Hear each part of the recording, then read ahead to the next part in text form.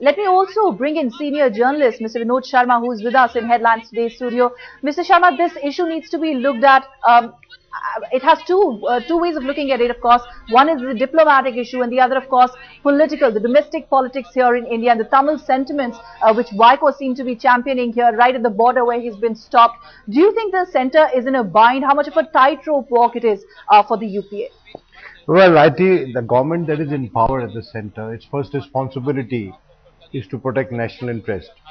And given the very strong sentiment that Rajapaksa arouses in Tamil Nadu, primarily on account of his government's action against tigers and allegations of human rights violations and rampant killings and denial of rights to the Tamils there, I think that it is important that the government at the center engages with the government in Colombo, because without engagement there is no hope or possibility of India applying pressure on Sri Lanka to come to terms with some of the legitimate demands of Tamilians in Sri Lanka.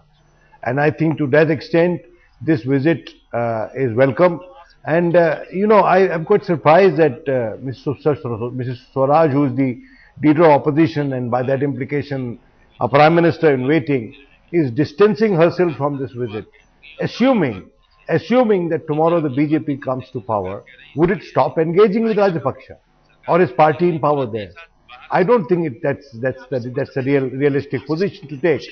The government has to tell the parties in Tamil Nadu that engagement is the only answer to addressing the grievances of Tamilians in Sri Lanka, and that Rajapaksa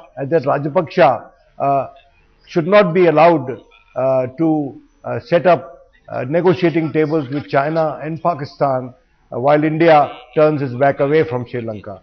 Right. You know, our interest, we have always been telling the world that our security interest in Sri Lanka take precedence over any other country's security interest in Sri Lanka, because Sri Lanka is in our backyard. That's right. And this is the position we take also vis-a-vis Nepal. So let us not resile from that position. Let us be there, at the same time not do anything that ruffles sentiments further in Tamil Nadu.